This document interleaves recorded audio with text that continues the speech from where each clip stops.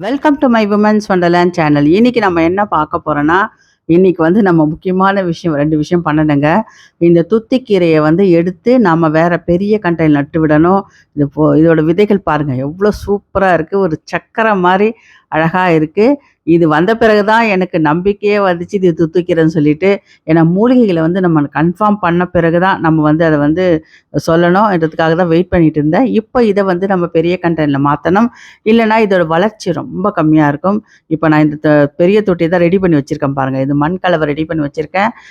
Universal மண் கலவை தான். இதுக்கு வந்து துத்துக்கீரைய பத்தி சொல்லவே வேணாம்.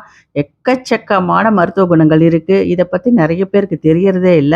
இந்த துத்தி இலைய வந்து சாப்பிட்டா ஒரு மாதிரி இருக்கும் அப்படிலாம் சொல்றாங்க.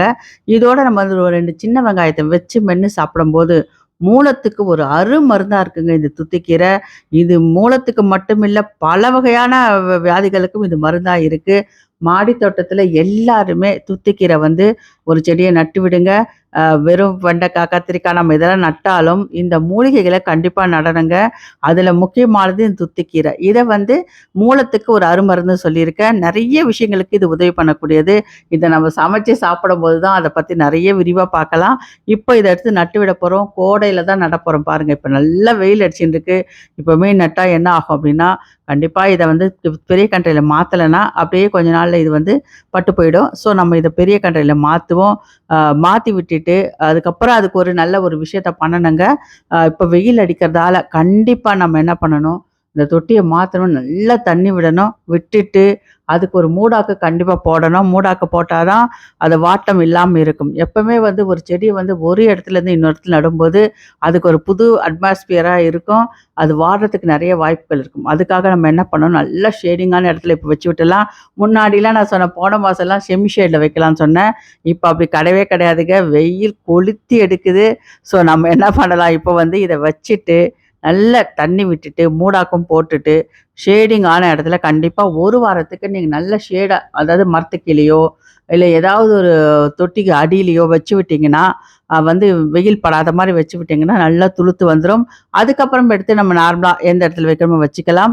இதுதான் முக்கியமான கோடை ம வேளையில நம்ம வந்து ஒரு செடிய நட்டா இது கண்டிப்பா ஃபாலோ பண்ணணும். இது துத்திக்கீரைய பத்தி நம்ம சமைக்கும்போது பல விஷயங்கள தெரிஞ்சுக்கலாம். இப்ப கொண்டு போய் அப்படியே நான் வந்து ஒரு ஷேடிங்கான இடத்துல வச்சு விட போறேன். பெரிய கன்டைனர்ல வச்சதால நல்லா துளுத்து வளரும். இதுக்கு தண்ணி வந்து ரெகுலரா நம்ம விடணுங்க. 1 வாரத்துக்கு தண்ணி விட்டா தான் அது வாடாம நல்லா துளுத்து வரும். அடுத்ததா நம்ம என்ன வைக்கணும் அப்படின்னா, இது வந்து இந்த தூதுவளை. இந்த தூதுவளைய பத்தி சொல்லவே வேணாம். ஒரு பாட்டு கூட அருமையா இருக்கும். "தூதுவளை இல அரைச்சு தொண்டையில தான் நனைச்சு மாமங்கூட பேச போறோம் மணிக்கணக்கா" அப்படின்னு அந்த பாட்ட எழுதினவரு இத அனுபவிச்சு தான் சொல்லியிருப்பாரு. தொண்டையில இருக்க பிரச்சனை எல்லாத்துக்கும் ஒரு தீர்வா இந்த தூதுவளை இருக்கு. அ நெறைய நேரம் நம்ம பேச்சாளர்கள் எல்லாம் இந்த தூதுவளைய கஷாயமா குடிக்கும்போது, தொண்டை கட்டு இது எல்லாமே சரியாயிடுங்க. தொண்டையில இருக்க அனைத்து பிரச்சனைகளுக்கும் ஒரு தூதுவளை நல்ல ஒரு அரிமருந்தா இருக்கு. இதையும் அது மட்டும் இல்லாம இன்னும் நெறைய பெனிஃபிட்ஸ் இருக்கு. இதையும் நான் வந்து தூதுவளை எடுத்து சமைக்கும்போதோ, ரசம் வைக்கும்போதோ தான் இத பத்தி நான் இப்ப விரிவா சொல்லப் போறேன். இப்ப இந்த தூதுவளைய இந்த பெரிய கண்டெய்னர்ல வைக்கப் போறேன். நல்லா வளர்ந்து வந்துடுச்சு. உங்களுக்கு நான் குட்டியா வைக்கும்போதே நான் காட்டியிருப்பேன். இப்ப பாருங்க இந்த பெரிய கண்டெய்னர்ல வைக்கப் போறேன். இந்த தொட்டியில தான் வைக்கப் போறோம். ஏன்னா ஏற்கனவே இதுல மண் இருந்தது, கொஞ்சம் அடைப்பு இருந்தது. அந்த ஓட்டைய நல்லா கிளியர் பண்ணிட்டு, அதுக்கப்புறம் அதுல ஒரு சில்ல வச்சுட்டு அதுக்கப்புறம் மண்ண கொட்டி நம்ம எடுத்து வைக்கப் போறோம். தூதுவளைய வந்து ரசமா வச்சு குடிக்கும்போதும் நல்ல பெனிஃபிட் இருக்குங்க. அதுக்கப்புறம் நம்ம பொரியல்லாம் பண்ணும்போது என்ன பண்ணணும், அந்த முட்கள வந்து கண்டிப்பா எடுக்கணும். அது சின்னதா டாக்ஸிஸ் அதாவது ஒரு கசப்பு தன்மையோட இருக்கும். அது லேசா ஒரு விஷத்தன்மை இருக்குன்னு தான் சொல்றாங்க. ஸோ அந்த முள்ள எடுத்துட்டு வெறும் இலைய மட்டும் எடுத்து நீங்க வந்து ரசம் வச்சு சாப்பிடும்போது தொண்டையில ஏற்பட்ட அனைத்து பிரச்சனைக்கும் தீர்வு கிடைக்கும். இது கண்டிப்பா நீங்க ஃபாலோ பண்ணணும். அந்த முள்ள கண்டிப்பா எடுக்கணும். இல்லன்னா கசப்பு தன்மையோட இருக்கிற மாரி தோணும். அதுவும் இல்லாம என்ன சொல்றாங்கன்னா, அந்த முள்ளுல வந்து விஷத்தன்மை இருக்குன்னு சொல்றாங்க. ஸோ அந்த முள்ள கண்டிப்பா நம்ம ரிமூவ் பண்ணணும். ஒண்ணுமே இல்ல அந்த இலைய வந்து நீங்க லேசா சைட்லலாம் அப்படியே பிச்சு எடுக்கும்போது இப்படிதான் செய்வாங்க எங்க அம்மாவும். கொஞ்சம் நேரம் எடுக்க தான் செய்யும். ஆனா இதோட பெனிஃபிட்ஸால அவங்க எடுத்து இத வந்து நம்ம வந்து வெங்காயம் கூட நெறைய போட்டு இந்த கீரைய வந்து பொரியல் பண்ணி சாப்பிட்டாலும், உடனே வந்து தொண்டையில ஏற்படக்கூடிய வலி, எல்லாமே சளிக்கு எல்லாத்துக்குமே நிவாரணம். இது எல்லாருக்குமே தெரிந்த விஷயம் தான் இந்த தூதுவளை. அதனால தான் நம்ம மாடி தோட்டத்தில கண்டிப்பா மூலிகையில இந்த தூதுவளை வைக்கணும்னு சொல்லிட்டு எடுத்து வந்து வச்சிருக்கேன். தேடி பிடிச்சு தான் எடுத்து வந்து வச்சிருக்கேங்க. கட்டிங்லலாம் வச்சா வரமாட்டேன்து. நெறைய நர்சரில கேட்டாலும் இது கிடைக்க மாட்டேன்து. நமக்கு தெரிஞ்சவங்க கொண்டு வந்து வச்சாங்க குடுத்தாங்கன்னு சொல்லிட்டு நான் ஒரு 1 மாசம் முன்னாடி வச்சது. இப்ப நம்ம பெரிய தொட்டியில மாத்தப் போறோம். மாத்தி வச்சா தான் வந்து நல்லா வளர்ச்சி இருக்கும். பெரிய தொட்டில மாத்துறதுக்கு தான் மண் கலவை ஏற்கனவே ரெடி பண்ண மண் கலவை எடுத்து வச்சிருக்கேன். அதுக்கப்புறம் இதில ஒரு டிஃபிகல்ட்டுன்னா, இந்த செடிய வந்து நான் எடுத்து வைக்கிறதுக்குள்ள கையில குத்தி, தலையில மாட்டி, துணியில மாட்டி ரொம்ப பிரச்சனையா போயிடுச்சுங்க.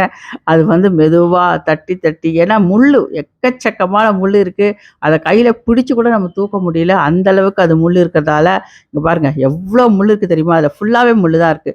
அதுவும் இல்லாம இது பெருசா வளர்ந்து வேற நீட்டா போனதால, இப்படி திருப்புனா குத்துது, அப்படி திருப்புனா குத்துது, ட்ரெஸ்ல மாட்டிக்குது, தலையில முடியில மாட்டிக்குது. கஷ்டப்பட்டு தான் இத எடுத்து வைக்க வேண்டியதா இருக்கு. ஏன்னா மத்த செடிகள்லாம் எடுத்து நடும்போது ஈஸியா இருந்தது. இது முட்கள் நெறைய இருக்கிறதால கஷ்டமா இருந்தது பாருங்க. ஹைட்டும் நல்லா வளர்ந்து வந்திருக்கு. எப்படியோ கஷ்டப்பட்டு அந்த தொட்டியிலேருந்து எடுத்தாச்சு. எடுத்து இப்போ இந்த கண்டெய்னர்ல வைக்கிறதுக்கு கூட பாருங்க, அது பிடிச்சு அமுக்கிலாம் வைக்க முடியல. அந்த அளவுக்கு வந்து முட்கள் நெறைய இருக்கு. ஆனா முட்கள் நெறைய இருந்தாலும், இதோட பெனிஃபிட்ஸ் வந்து நமக்கு நெறைய இருக்கு. அது ஒவ்வொன்னா நம்ம அடுத்த வீடியோலாம் பார்ப்போங்க. அது சமைக்கும்போது தான் நான் சொல்லணும்னு வச்சிருக்கேன். இப்போ இத எடுத்து மாத்தி வச்சாச்சு. முக்கியமான வேலை இதுதான். அதுக்கப்புறம் இத வந்து மண்ணு ஏற்கனவே கொஞ்சம் பாதி மண் போட்டுட்டு, இத வச்சுட்டு மீதி மண்ண போட்டு நான் ரொப்பி வைக்க போறேன். ஏன்னா கையால அமுக்கிலாம் வைக்க முடியல. முட்கள் அப்படி குத்துது. செம்மையா குத்துது. ஸோ இது மாத்தி வைக்கும்போது தான் நெறைய வளரும். அதுவும் இல்லாம இத எடுத்துன்னு போய் ஒரு அதாவது செவுத்து ஓரமோ, இல்ல பெரிய நம்ம அதாவது கைகள் படாத இடத்துல வைக்கணுங்க. இல்லன்னா அங்கங்க செடி பக்கத்துல ஏதாவது வச்சுட்டீங்கன்னா, குத்திட்டே இருக்கும் முள்ளு. ஸோ நம்ம செவுத்து மேல வச்சுட்டு, செவுத்துலேருந்து கீழ போற மாரி வச்சாலே போதும். ரொம்ப சூப்பரா வளரும். வெயில்லயும் நல்லா வளரக்கூடியது. இருந்தாலும் நாம இந்த வெயில்ல வைக்கும்போது, அதுக்கு மூடாக்கு போட்டு, தண்ணி ஊத்தி மூடாக்கு போட்டு தான் கண்டிப்பா வைக்கணும். இனிமே எந்த செடி வச்சாலும் மூடாக்கு போடுங்க. அப்பதான் வந்து அதோட வளர்ச்சி கரெக்ட்டா இருக்கும். இல்லன்னா டக்குன்னு காஞ்சு போயிடும். அதனால வெயில் காலத்துல நம்ம வேற எந்த விதைகளும் போடவே முடியாது. முக்கியமா வந்து நம்ம என்ன விதைகள் போடலாம் அப்டின்னா, இங்க பாருங்க மூடாக்கு தான் நான் ஏற்கனவே நம்ம இலையுதிர் காலம் வந்ததால எல்லா இலையும் எடுத்து வச்சிருக்கேன். இப்போ இதுக்கு மூடாக்கு போட்டுடலாம். ஆ இது வந்து என்னன்னா, வெயில் காலத்துல கண்டிப்பா தண்ணி நல்லா விடணுங்க. அது மட்டும் நீங்க மனசுல வச்சுக்கோங்க. மரங்களுக்கு விடலனா கூட பரவால்ல. ஆனா செடி கொடிகளுக்கு, காய்கறிகளுக்கு இதுக்கெல்லாம் கண்டிப்பா டெய்லி விடணும். இந்த சீசன்ல விடலன்னா அப்படியே பட்டு போயிடும். ஒரு நாள் விடலனா கூட மறுநாள் போய் பார்த்தீங்கன்னா, ரொம்ப சோர்வாயிடும். அதனால கண்டிப்பா தண்ணி விடணும். இது மூடாக்கு இப்போ போட்டாச்சு. துத்திக்கும் நான் போட்டுட்டேன். நம்ப அம் இதுக்கும் போட்டாச்சு. தூதுவளைக்கும் போட்டாச்சு. இந்த மாரி போட்டு வச்சீங்கன்னா தான், வெயில்லயும் தாக்கு பிடிச்சு அது வளரும். ஸோ, இப்ப எடுத்துன்னு போய் நல்ல ஒரு பிளேஸ்ல வைக்கணும். சுத்தி எங்க வேணாலும் வச்சுக்கலாம். ஆனா, அந்த தூதுவளைய மட்டும் ஒரு கார்னர்ல எங்கேயாவது வைக்கணும். கையில படாம, முள்ளு குத்தாம இருக்கிறதுக்காக. ஸோ, இது வந்த பிறகு தான் இதுலேருந்து விதைகள் வந்த பிறகு தான் நம்ம எடுத்து நெறைய உற்பத்தி பண்ணலான்னு இருக்கேங்க. பாருங்க இப்ப எடுத்து போய் வச்சாச்சு. அடுத்ததா நம்ம பார்க்க போறது என்ன அப்டின்னா, நம்முடைய பீர்க்கங்கா, குட்ட பீர்க்கங்கா நெறைய பூக்கள் எடுக்க ஆரம்பிச்சிருக்கு. ஆனா, இன்னும் காய்கள் எதுவுமே வைக்கல. நெறைய பேர் ஆனா இப்பவே காய் வச்சுருச்சு நெறைய பேர் வீடியோல காட்டிட்டு இருக்காங்க. நம்ம வந்து கொஞ்சம் லேட்டா தான் ஆரம்பிச்சோம்னு நெனைக்கிறேன். விதைகள் போடுறதுக்கு. அதனாலயே கொஞ்சம் லேட் ஆகுது. இருந்தாலும் இப்போ வந்து நெறைய பூக்கள் எடுக்க ஆரம்பிச்சிருக்கு. அடுத்த வாரத்தில காய்கள் இது வச்சிடும். இது வந்து குட்ட பீர்க்கங்கா ஃபர்ஸ்ட் டைம் போடுறேன்னு சொல்லியிருக்கேன். ரொம்ப சூப்பரா வந்துகிட்டு இருக்கு. தண்ணி மட்டும் ரெகுலரா விடணும். இந்த மாரி கொடி வகைகளுக்கும் நம்ம தண்ணி கண்டிப்பா விடணுங்க. அடுத்ததா இது பாருங்க வெள்ள கத்திரிக்காய். இப்ப தான் பூக்கள் எடுக்க ஆரம்பிச்சிருக்கு. அது சூப்பரா வளர்ந்து வந்துட்டுருக்கு. இது வந்து எப்படின்னா, வெள்ள கத்திரிக்காய் வந்து எப்படி உற்பத்தி வெள்ளை எப்படி வந்துச்சுன்னா, இது என்ன பண்ணுவாங்கன்னா, சுண்டக்காய் செடியோட கிராஸ் பண்ணி வைப்பாங்களாம். அதனால தான் இது வெள்ள கத்திரிக்காய் வருதுன்னு சொல்றாங்க. அடுத்ததா தக்காளி செடி நெறைய காய்கள் வைக்க ஆரம்பிச்சிருச்சு. ஹேங்கிங் பாட்ல வச்சதையும் தக்காளி ஆனா கொஞ்சம் காய்ஞ்ச மாரி இருக்கு பாருங்க. வெயில் பயங்கரமா கொளுத்துதுங்க. ஹேங்கிங் பாட்ல பச்சை மிளகாய் எல்லாமே நல்லா வந்துகிட்டு இருக்கு. ஆனாலும் போன மாசம் நல்ல ஹீல்டு எடுத்தோம். இந்த வாட்டி கொஞ்சம் கம்மி தான் இப்ப இந்த மாசத்துல. ஆனாலும் பச்சை மிளகாய் நம்ம வீட்டு தேவைக்கு கிடைச்சிடுது. இது பாருங்க இதுவும் கத்திரிக்காய் தான் ஹேங்கிங் பாட்ல வச்சிருக்கேன். நல்லா வளர்ந்து வந்துட்டுருக்கு. ஆனா இதில பூக்கள் எடுக்கல. த ஏற்கனவே வச்ச கண்டெய்னர்லாம் வச்சீங்கன்னா, நல்ல பூக்கள் எடுக்க ஆரம்பிச்சிருக்கு. அடுத்த வாரத்தில முள் கத்திரிக்காய் நல்லாவே அறுவடைக்கு ரெடி ஆயிடுங்க. இங்க பாருங்க ஹேங்கிங் பாட்ல வச்சிருக்கிறது. அடுத்ததா நம்மளுடைய செர்ரி டொமேட்டோ பாருங்க எப்படி அது வெயிட் அவ்ளோ காய் வெயிட் தாங்க முடியாம பாருங்க. அப்படியே சாஞ்சு இருக்கு. முதல்ல உடைஞ்சு போச்சோன்னு பயந்தே போயிட்டேன். அதுக்கப்புறம் பார்த்தா லேசா சாஞ்சு தான் இருக்கு. இதுக்கு வந்து கயிறு கட்டி நம்ம மேல பந்தல்ல வந்து சேர்த்து விடணுங்க. இப்போ வந்து என்னன்னா, நமக்கு அஸ்வினி பூச்சிகள்லாம் வர ஆரம்பிக்கும். அதனால கண்டிப்பா தண்ணி விடும்போது பார்த்து, பார்த்து அத எடுத்து போட்டுட்டீங்கன்னா, பரவாம தடுக்கலாம். இது பாருங்க, இது வந்து இந்த இதுவும் நான் நூல் கட்டல இன்னும். கயிறு கட்டி மேல வந்து ஸ்டடி பண்ணா தான் நெறைய பூக்கள் எடுத்து நெறைய காய்கள் கொடுக்கும். இப்பவே எக்கச்சக்கமான காய்கள் இருக்கு. சைஸ் மட்டும் குட்டியா தான் இருக்கு. இது வந்து சமைச்சு சாப்பிடும்போது தான் எப்படி இருக்குன்னு தெரியல. நாளைக்கு தான் நான் இத அறுவடை பண்ண போறேன். இப்போ வந்து சாயந்திரமா போய் கயிறு கட்டி விட்டுடலாம். செர்ரி டொமேட்டோ பார்க்கறதுக்கே அழகா இருக்கு. அதனாலே பறிக்காம அப்படியே வச்சுட்டுருக்கேன் பாருங்க. எல்லாத்துலயும் அப்படியே காய்ச்சிட்டுருக்கு. நாளைக்கு வந்து இத அறுவடை பண்ணிடலாம். நெறைய காய்கள் கொடுக்குதுங்க செர்ரி டொமேட்டோ. நார்மல் தக்காளிய விட இது ரொம்ப எக்கச்சக்கமா கிளை கிளையா அப்படியே பாருங்க. எவ்வளோ கொத்து கொத்தா காய்ச்சிருக்கு பாருங்க. இதில வந்து கொத்துல வந்து 10, 12 இருக்கு. அதில 4 பழுத்திருக்கு. இது பாருங்க 4மே பழுத்திருச்சு. இன்னும் அறுவடைக்கு பண்ணாம வச்சிருக்கேன். தினம் மாடியில போயிட்டு வேடிக்கை பார்க்கறது தான் எனக்கு வேலையே. இந்த செர்ரி டொமேட்டோ அடுத்த தடவ நெறைய போடணுங்க. சூப்பரா வந்துட்டுருக்கு. இதோட டேஸ்ட் எப்படி இருக்குன்னு பார்த்துட்டு நம்ம நெறைய போட்டு விடலாம். நாட்டு தக்காளியும் நெறைய போடணும். இது பாருங்க இது ஒரு வெரைட்டி. இது வந்து செர்ரி டொமேட்டோ கிடையாது. இதுவும் தப்பு செடியா வந்தது தான். சூப்பரா வளர்ந்து வந்துட்டுருக்கு. இது வந்து செர்ரி டொமேட்டோ தான். செர்ரி டொமேட்டோ தான் இந்த வாட்டி நெறைய போட்டிருக்கேன். நெறைய தொட்டிகள்ல வச்சிருக்கேன்.